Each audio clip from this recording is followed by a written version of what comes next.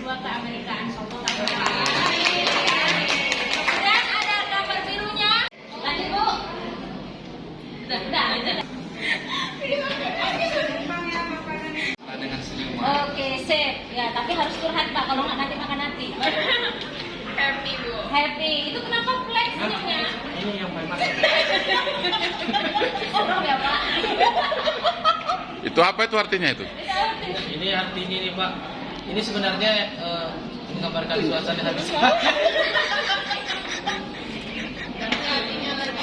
Hah?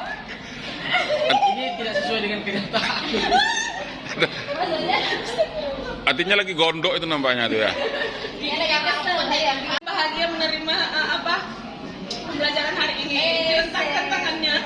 Itu macam kalau saya baik Bu. Kalau saya kepala tangan Ibu, tanda saya bersemangat. Semangat. Oke, sip Bapak. Senyumnya lebar sekali. Itu kenapa banyak pikiran Pak? Ada yang bahagia ya. Yang handle. Nah, berikutnya Bapak dan Ibu ada beberapa hal yang akan kita lakukan. Ya, akan kita lakukan selama kegiatan lokal karya ini dari hari ini jam 8 pagi ini sampai nanti jam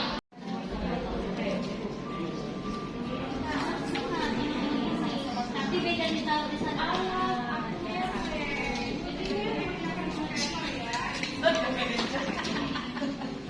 Apanya mereng Bu?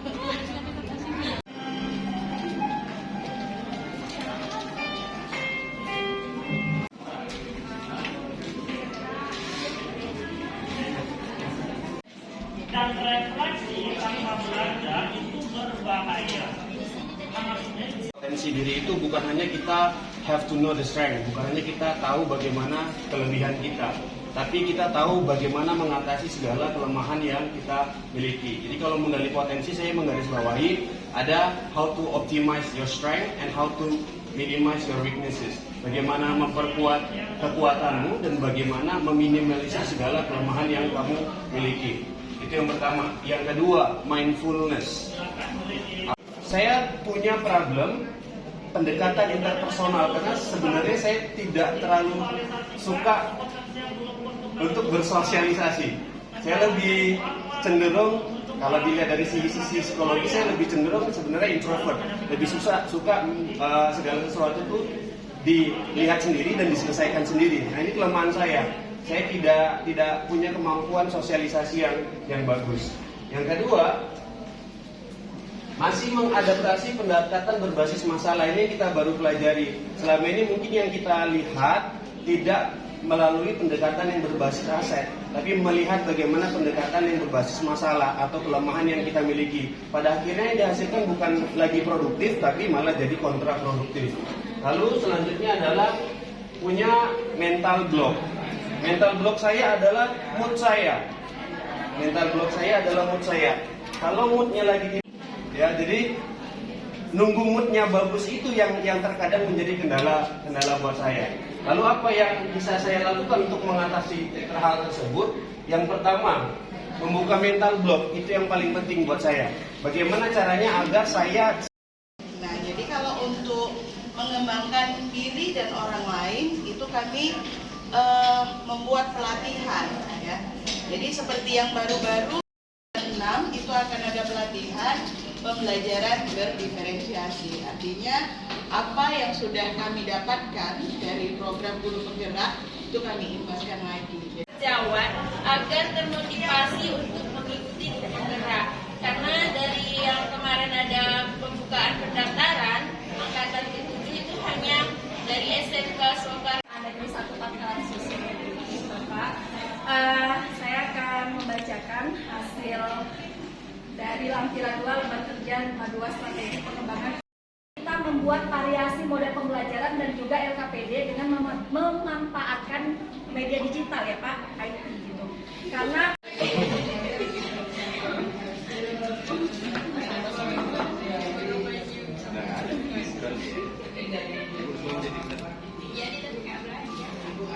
Saya akan memaparkan kesimpulan dari faktor pendukung atau tindakan yang mendukung pengembangan diri.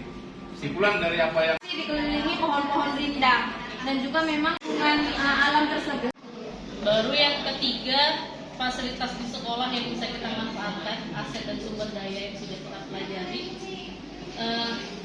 Terus dan menurut saya kalau di sekolah lagi ini putar ke ketiak karena tikus juga ada gitu ya. Bisa 3 kali, bisa 5 kali, bisa 7 kali. Sudah.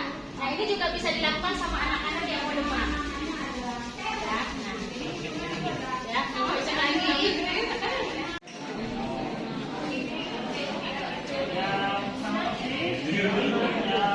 Kelebihannya masing-masing. Untuk itu prinsip saya adalah ketika kita memiliki kelebihan, ada baiknya kita bisa optimalisasi, dan ketika kita melihat adanya kekurangan dalam diri kita, boleh kita minimalisir dan kita carikan jalan keluar agar kelebihan dan kekurangan yang ada dalam diri kita bisa menjadi aset. Kelebihan yang ada di diri kita bisa menjadi aset, dan kekurangan yang ada di diri kita bisa jadi bahan pembelajaran untuk kita di masa yang akan datang. Selain itu tadi saya juga mengambil poin penting bahwa terkadang kita lupa, kita sangat lihai untuk menilai orang lain, tapi terkadang kita lupa bagaimana menilai diri kita sendiri. Ini kita temukan ketika tadi pada pemetaan bahwa sumber masalahnya itu Memberikan kesempatan kepada saya untuk merefleksikan kegiatan hari ini. Yang pasti pertama senang, kenapa? Karena bertambah teman baru lagi ya dari SMK. Kemudian hari ini juga sudah bisa bertukar pikiran ya dari sekolah yang satu dengan sekolah kami. Jadi ada mungkin yang tidak ada di sekolah kami dapat ilmu dari sekolah lain ya. Salah satunya tadi Pak Reza ya, kebetulan pas